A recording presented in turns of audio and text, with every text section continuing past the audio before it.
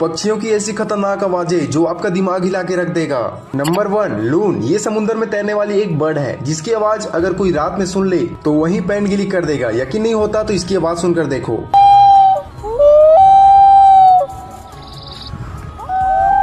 Number 2, सूबिल। ये bird दिखने में जितना खतरनाक है इसकी आवाज उससे भी ज्यादा खतरनाक है। ऐसा लगता है जैसे कोई मशीन गन चला रहा है। लो सुन लो इसकी आवाज।